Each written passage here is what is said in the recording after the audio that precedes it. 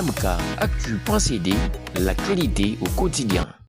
Nous sommes venus répondre aux questions par lesquelles le président, le maudit secrétaire général de l'IDPS Augustin, qui veut toujours jouer, blaguer avec notre président national, mais il oublie qu'il fit son maître, il est aussi son maître.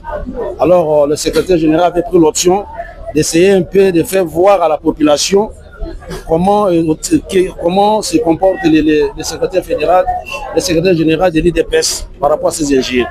Et la deuxième question relative avec la tenue de cette soirée, c'était pour la ville morte. Nous voulons faire voir, comme les opposants sont réunis, et les maîtres de l'opposition C64, c'est notre président national Jean-Marc Kabounda Kaboun. Alors nous avons pris des précautions pour essayer un peu de rendre Tshilombo faible, parce qu'il a été toujours faible. N'était pas le président Kaboun, il ne pouvait pas accéder au pouvoir. Mais aujourd'hui, les faiseurs de roi, on commence maintenant à négliger ce qui était comme un soldat de l'IDPS, c'était le peuple d'abord. Alors Jean-Marc est un bon patriote, un nationaliste, quelqu'un qui a un sens élevé, quelqu'un qui a un bon sens de l'humanisme. Il a voulu rejoindre la population pour monter ensemble avec la population pour trouver un équilibre et pour chercher à mettre une nouvelle classe politique dans notre pays en termes de changement.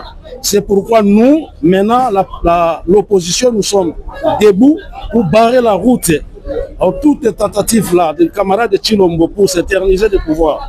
Donc nous refusons, nous sommes contre le troisième mandat, nous sommes contre le changement de la Constitution, nous sommes contre la révision de la Constitution, et il n'y a qu'une petite solution que nous avons réservée à Tshilombo, c'est d'établir autour des dialogues pour essayer de trouver l'intérêt de tout le monde. Ok, effectivement, en ma qualité de président fédéral de Moamba, je suis en train d'informer à tout le monde, les Congolais en général, et puis l'Alliance pour les changements particuliers, y compris la coalition C64, que cette journée, c'est une journée déclarée ville morte, c'est déclaré pour l'intérêt de la nation, c'est déclaré pour tout le monde. Alors nous demandons à toute la population de rester dans la maison.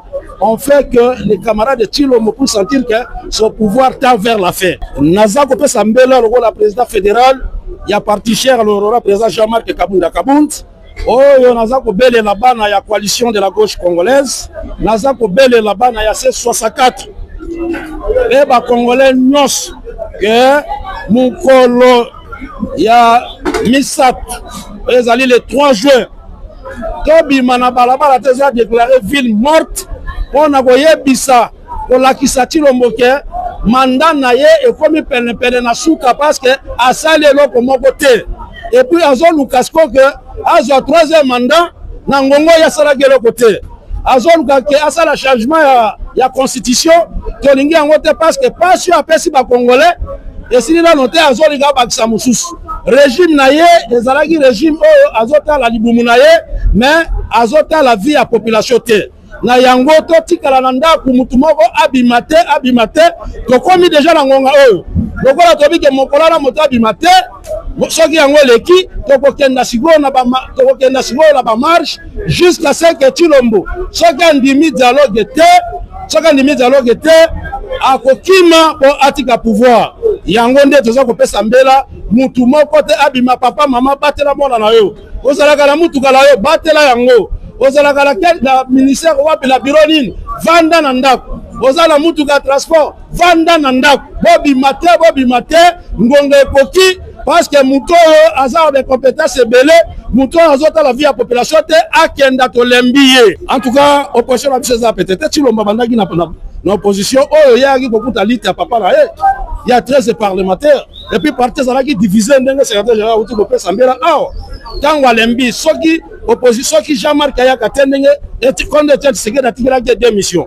La première mission c'était de se retirer et organiser les partis, redynamiser aussi. Deuxième c'était d'amener les partis au pouvoir.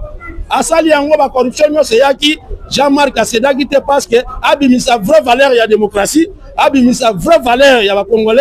Apesa et l'autre elengia malam po IDPS le bagi comme na pouvoir moko ko ma wazis moto to ko sepela peso ngezaki le peuple d'abord. Mais ndenge bango baza ko memela yango to memi yango to pesi pouvoir o azalaki na pantalon azalaki na ba pantalon ya minene ba ko pesa c'est un chasseur o ya yebelo ko moko tango président le bagi boye que Chilombo ndenge topesaki makambo lelo Chilombo na kati ya pouvoir utaki l'opposition banaye ko defa banaye ko lala même na permanence ya IDPS oya kokaki même ata ko biona balabala te à chaque manifestation abandaki ko kosa ki voyager mais bandala le pas Moïse Mbi nous on a des cartouches yenda zalaki pete la carte opposition mais Jean-Marc Kabundi atenaki biso tozo opposition a pete biso to yebi valeur démocratique to yebi valeur démocratique to yebi valeur ya batu yango nde tozo tambola elongo na population hein. Et ça pour la Liboumou Batou, c'est pas ça Liboumou Batou. Président national Jean-Marc Kabundi, attribution là, fonction dans la régime ya IDPS. Au Katikate, yango toye awa, potom matana peuple. Yango moi devise la biche zalaka, liberté d'expression. Tout le monde va se sentir à l'aise parce que dans la régime démocratique, mutuna koloba za la libre choix ya koloba. To s'appelle sous la deuxième égalité. Ça dit que vous avez la égalité partout. Et puis, mon sous la justice qui élève une nation. Ça ne sera pas comme le bloc de ce monde à théâtrisme, tout le monde à gangsterisme. Hein? Tout ce monde en haut. Et le régime démocratique est comme dictatorial. Le régime constitutionnel a comme une violation. Il y a un de barrer route des bisous de Zamakas, il y a des affaires. MK Actu.cd, l'actualité au quotidien.